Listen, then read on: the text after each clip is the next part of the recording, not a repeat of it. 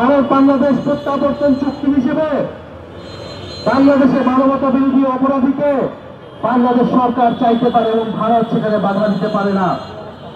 ফলে আমরা আশা করব যে শেখ হাসিনাকে ফেরত দিয়ে বাংলাদেশের সাথে ভারত নতুন করে সম্পর্ক স্থাপন করবে। ফ্যাসিবাদ বিরোধী লড়াইয়ের অগ্রসৈনিকেরা, বাংলাদেশের মজলুম জনতা বিচারের রায় দেখেছে। বিচারের শেখ হাসিনাকে ফাঁসির রাষ্ট্রীয় জুলুমের জন্য আদালত রায় দিয়েছে। আমরা ট্রাইব্যুনালের এই রায়কে স্বাগত জানিয়েছি,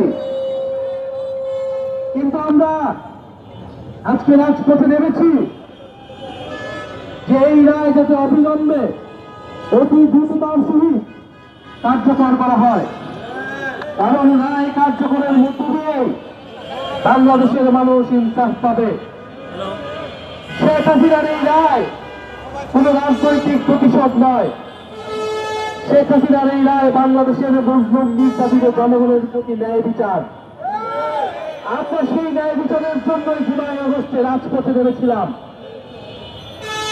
ফলে শেখ হাসিনাকে দেশে ফিরিয়ে আনতে যত ধরনের কূটনৈতিক রাজনৈতিক তৎপরতা করা প্রয়োজন, এই অন্তর্বর্তী সরকার সেই তৎপরতা শুরু করবে বলে আমরা আশা করছি।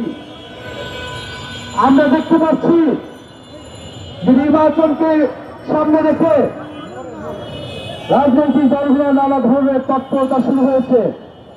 আমরা আহ্বান জানাবো বাংলাদেশের মানুষের সাথে জুলাই গণঅভ্যুত্থানের সাথে প্রতারণা করে কেউ বিচারের ব্যাপারে আপোষ করবেন না, তাহলে বাংলাদেশের জনগণ আপনাদের কোনোদিনই ক্ষমা করবে না।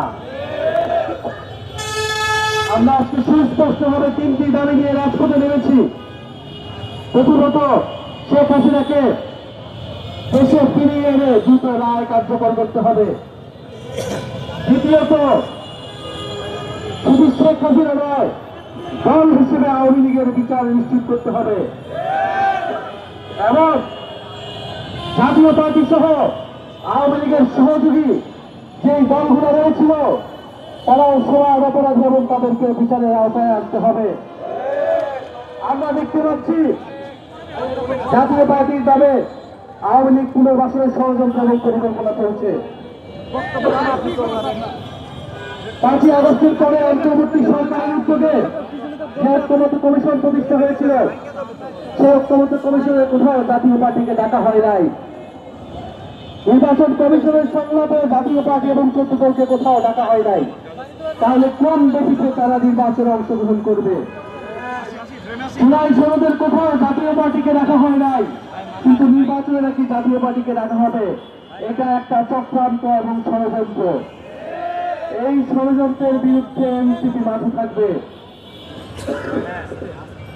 আমরা আরো বলতে চাই, গত 50 বছর ধরে ভারত বন্ধু রাষ্ট্রের নামে বাংলাদেশকে শোষণ করে গিয়েছে। গত 15 বছর ভারতের প্রত্যক্ষ এবং পরোক্ষ সহায়তায় বাংলাদেশের ফ্যাসিবাদ চেপে বসেছিল। সেই ভারত সরকার শেখ হাসিনাকে আবারও তার দেশে জায়গা দিয়ে বাংলাদেশের বিরুদ্ধে ষড়যন্ত্র অব্যাহত রেখেছে। ভারত সরকারের প্রতি আমাদের আহ্বান থাকবে, যদি বাংলাদেশের সাথে সত্যিকার অর্থে সম্পর্ক করতে চান, যদি চান বাংলাদেশের জনগণ আপনাদের প্রতি সুসম্পর্ক বজায় রাখবে, তাহলে অবিলম্বে শেখ হাসিনাকে দেশে পাঠানোর ব্যবস্থা করুন। ভারত বাংলাদেশ প্রত্যাবর্তন চুক্তি হিসেবে বাংলাদেশে মানবতা বিরোধী অপরাধীকে বাংলাদেশ সরকার চাইতে পারে এবং ভারত সেখানে বাধা দিতে পারে না। ফলে আমরা আশা করব যে শেখ হাসিনাকে ফেরত দিয়ে বাংলাদেশের সাথে ভারত নতুন করে সম্পর্ক স্থাপন করবে। ভারত শুধু শেখ হাসিনাকে আশ্রয় দেয়নি, বাংলাদেশে যে আওয়ামী লীগ অস্থিতিশীলতা এবং ষড়যন্ত্র করছে সেটাকে পরোক্ষভাবে সমর্থন দিয়ে যাচ্ছে। আমরা ভারতের জনগণের প্রতি আহ্বান জানাবো যে আপনারা আপনাদের দেশে কোন গণহত্যাকারীকে আশ্রয় দিবেন না। ভারতের ছাত্রদের প্রতি আহ্বান জানাবো, জুলাই আগস্টে আপনারা আমাদের সমর্থন জানিয়েছিলেন, একইভাবে আপনারা আমাদের এই বিচারের আন্দোলনকে সমর্থন জানান এবং আপনারা দাবি উঠান যে ভারতের মাটিতে কোনো গণহত্যাকারীর ঠাঁই হবে না। আমরা চাই ভারত বাংলাদেশের জনগণের মধ্যে সেই মজবুতা, সেই ঐক্যতা অটুট থাকুক। প্রিয় সংগ্রামী বন্ধুগণ, বাংলাদেশে গত 16 বছর ধরে যেই গুম হয়েছে, মানবতা বিরোধী অপরাধ হয়েছে, তার বিচার যাতে অব্যাহত থাকে। শেখ হাসিনা সহ যে সকল পুলিশ এবং সন্ত্রাসীরা জুলাই আগস্টে গুলি চালিয়েছে, তাদের বিচার যাতে অব্যাহত থাকে।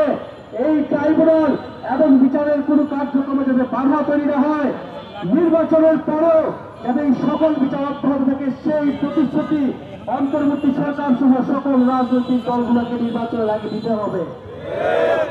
আমরা শহীদ পরিবারদের কাছে, জুলাই আহত যোদ্ধাদের কাছে প্রতিশ্রুতিবদ্ধ, বাংলাদেশের সংস্কার এবং বিচারের মাধ্যমে আমরা গণতন্ত্রের পথে উত্তরণ ঘটাবো।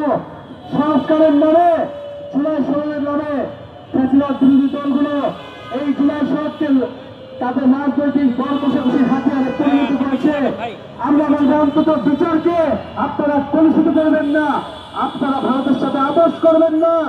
এই সরকার যাতে কঠোর থাকে এবং বাংলাদেশের জনগণ যাতে রাজপথে এই বিচারের রায় কার্যকর না হওয়া পর্যন্ত তাদের সর্বমুক্তি রাখে, সেই আহ্বান আমরা জানাচ্ছি।